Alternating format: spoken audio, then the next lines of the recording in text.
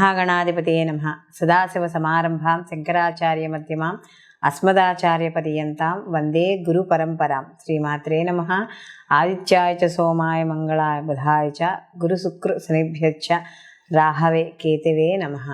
ప్రేక్షకులకందరికీ కూడా శ్రీ క్రోధినామ సంవత్సర ఉగాది శుభాకాంక్షలు. శ్రీ క్రోధినామ సంవత్సరానికి సంబంధించి మనకి ఈ ద్వాదశ రాసుల వారికి నవగ్రహ సంచారాలను అనుసరించి శుభాశుభ ఫలితాలు ఏ విధంగా ఉంటాయి అనే విషయాన్ని తెలుసుకుందాం. అయితే తెలుసుకోబోయే ముందర ఇక్కడ మనకి సంవత్సర ఫలితాలు మనకి అంటే సంవత్సరంలో గ్రహాలు నవగ్రహాలు కూడా మార్పు చెందుతూ ఉంటాయి. అయితే ఇక్కడ చెందుతున్నప్పుడు కొన్ని గ్రహాలు ఒకే రాశిలో ఎక్కువ రోజులు అవి ఉండడం అనేది జరుగుతుంది. కొన్ని మనకి ఎక్కువగా మారుతుంటాయి. అంటే 27 రోజులకు మారేవి, 45 రోజులకి గ్రహ మార్పు, నెల గ్రహ మార్పు, 2.5 రోజులకి ఇలా మారేవి ఉంటే, కానీ మనకి గురువు అలాగే శని భగవానుడు రాహుకేతువులు ఈ 4 మాత్రం ఒక రాశిలోకి మార్పు చెందినప్పుడు ఆ రాశిలో ఎక్కువ కాలం ఉండడం అనేది జరుగుతుంది. కాబట్టి ప్రధాన గ్రహాలు ఏవైతే ఉన్నాయో వీటిని మనం బేస్ చేసుకుని ఈ యొక్క సంవత్సర ఫలితాలు చెప్పుకోవడం అనేది జరుగుతుంది. గురువు అయితే ఒక రాశిలో సంవత్సరం పాటు ఉండడం అనేది జరుగుతుంది. మధ్యలో కాస్త వక్రీకరించడం, మళ్ళీ ముందుకు వక్రత్యాగం పొందడం ఇలాంటివి ఉంటాయి.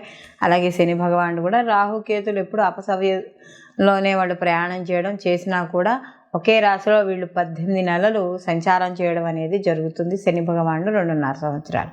కాబట్టి ఈ ప్రధాన గ్రహాలు ఏవైతే ఉన్నాయో వాటిని ఆధారంగా చేసుకుని మనం ఈ సంవత్సర ఫలితాలు, అసలు వీళ్ళకి ఆదాయ వ్యయాలు ఎలా ఉంటాయి, రాజ్యపూజ్యము అవమానం ఎలా ఉంటుంది, ఇలాంటి విషయాలన్నీ కూడా మనం ఇప్పుడు తెలుసుకుందాం. కుంభరాశికి రాశాధిపతి వచ్చి శని భగవానుడు. కుంభరాశిలోకి మనకి ధనిష్ట 3-4 పాదాలు, శతభిషం 1-2-3-4 పాదాలు, అలాగే పూర్వాభాద్ర 1-2-3 పాదాలు మనకి కుంభరాశిలోకి రావడం అనేది జరుగుతుంది.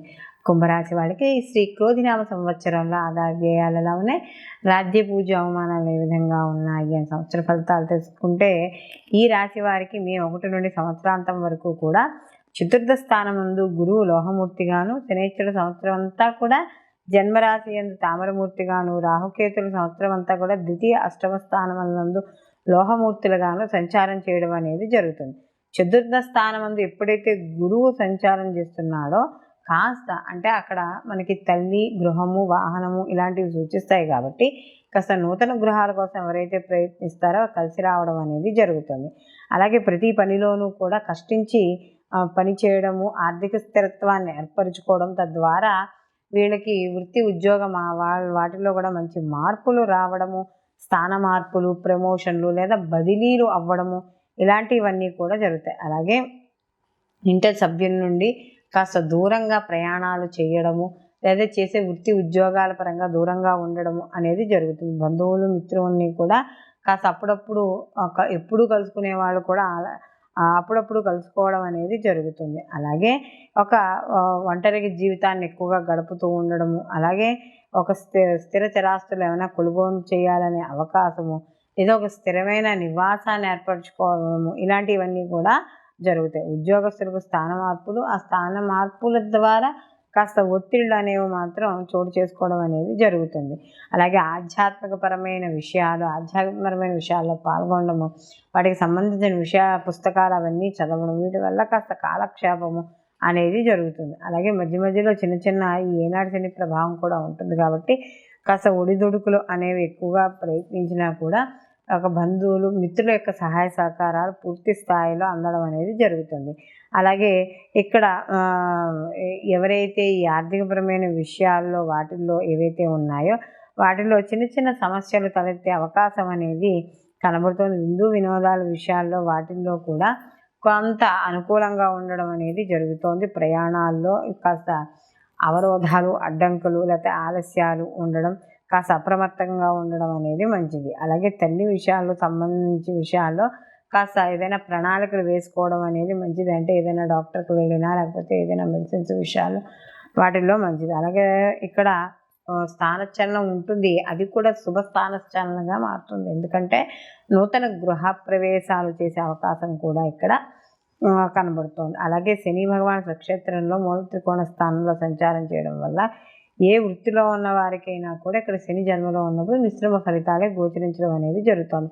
వ్యాపారపరంగా కూడా అప్ అండ్ డౌన్స్ అనేవి ఉంటాయి. వైద్య సహాయం కొరకు కాస్త హాస్పిటలైజేషన్, హాస్పిటల్కి తిరగడం ఇలాంటివన్నీ కూడా చేసుకోవాలి. కాబట్టి తప్పనిసరిగా దైవ బలం అనేది చాలా అవసరము. అలాగే ముఖ్యంగా ఇక్కడ కెరియర్లో ఏదైతే స్థిరత్వం కోరుకుంటున్నారో, వృత్తిపరంగా ఏవైతే మీరు వృత్తిపరంగా ఏదైతే నిలబడాలనుకుంటున్నారో వాటిలో మంచి పట్టుదల సాధించి పనులు పూర్తి చేయడం అనేది జరుగుతుంది. నిరుద్యోగులకు మంచి అవకాశాలు లభిస్తాయి. అలాగే ఇక్కడ భౌతిక పరంగా కూడా ఏవైతే ఈ ధనపరమైన ఆలోచనలు ఉన్నాయో వాటిల్లో కూడా కాస్త కొంచెం అనుకూలంగా ఉండడం అనేది జరుగుతుంది.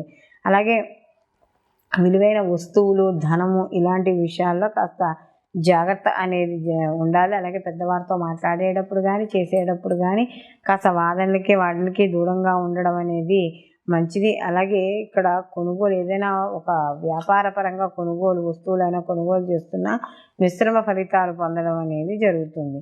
అలాగే ముఖ్యంగా స్థిరాస్తులు కొనుగోలు విషయాలు చేయాలన్నా, అలాగే గృహ నిర్మాణానికి సంబంధించిన విషయాల్లోనూ కూడా మెరుగైన మార్పులు, మంచి మార్పులు ఉండడం అనేది జరుగుతుంది. వృత్తి ఉద్యోగ విషయాల్లో వాటిలో మంచి ఉన్నతి సాధించడం అనేది జరుగుతుంది.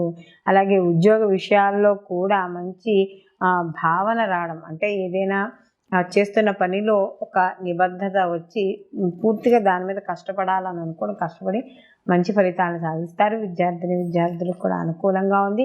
అయితే కాస్త శ్రద్ధ బట్టి మాత్రం చదివించాలి. ఎందుకంటే గురువు యొక్క చతుర్థ స్థానంలో మార్పు కాబట్టి ఇక్కడ కూడా విద్యార్థులకు అనుకూలంగానే ఉండడం అనేది జరుగుతుంది. వీళ్ళు మరిన్ని మంచి ఫలితాలు పొందడానికి ప్రతిరోజు కూడా దక్షిణామూర్తి ఆరాధన చేయడం, ప్రతిరోజు కాస్త నల్ల కుక్కకు కానీ లేదా నల్ల కుక్క లేకపోతే వీధిలో ఉండే కుక్కలకి కాస్తంత పెరుగు అన్నం పెట్టడం, అలాగే శివాభిషేకం, శివనామస్మరణ, శివపంచాక్షరి నామాన్ని నిత్యం జపం చేసుకుంటూ ఉండడం వల్ల కాస్త ఏవైతే ప్రతికూల ఫలితాలు ఉన్నాయో ఆ ప్రతికూల ఫలితాలు తగ్గి అనుకూలమైన ఫలితాలు పొందడం అనేది జరుగుతుంది. సర్వేజన సుఖినో భవంతు, లోకా సంస్థ సుఖినో భవంతు.